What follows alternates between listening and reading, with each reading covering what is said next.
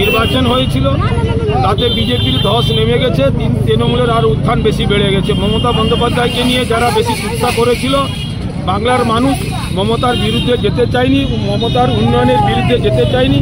মমতা যে মানুষের পাশে থাকে সেটা তার প্রমাণ। গত কয়েকদিন আগে এলডিপি ব্যাংকের ভোট নির্বাচন হয়েছিল, আবার কন্টাই ব্যাংকের নির্বাচন হলো গতকালকে। 108টা সিটের ভোট হয়েছিল, 101টা সিটে জিতেছে বিজেপি, মাত্র 6খানা সিট পেয়েছে। সারা জেলা জুড়ে বিজেপি পুরো ধস নেমে গেছে, আর বিজেপি বলে কিছু নামক কেউ নেই। বাংলার বিজয়, পূর্ব মেদিনীপুরের জয়, মমতা ব্যানার্জির জয়। বাংলার সার্বিক উন্নয়নে মমতা ব্যানার্জি যে জায়গা তৈরি করেছে বাংলাতে, তারই নিদর্শন কন্টাই কোঅপারেটিভ ব্যাংক নির্বাচন এবং তমলুক এলডিবি নির্বাচন।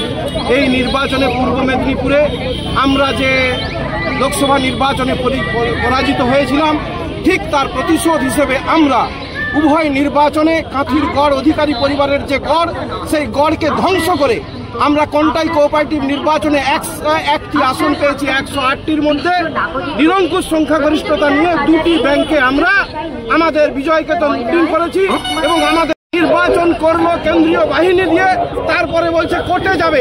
এইরকম নির্লজ্জ বেহায়া একজন নেতা, তাকে আমরা আজকে পরাজিত করতে পেরেছি মেদিনীপুরের মাটিতে, তাকে ধ্বংস করতে পেরেছি কন্টাই কোঅপারেটিভ এবং এলডিবি নির্বাচনে। এটা মমতা ব্যানার্জির জয়, এটা পূর্ব মেদিনীপুরের জয়, তৃণমূল কংগ্রেসের জয়, অভিষেক বন্দ্যোপাধ্যায়ের জয়। তাই এই জয়কে জনগণের উদ্দেশ্যে আমরা উৎসর্গ করলাম এবং মমতা ব্যানার্জির পায়ে আমরা নিবেদন করলাম। আমার নাম বিবেকানন্দ সাহু, পূর্ব মেদিনীপুর জেলা কিষাণ তৃণমূল কংগ্রেসের সভাপতি।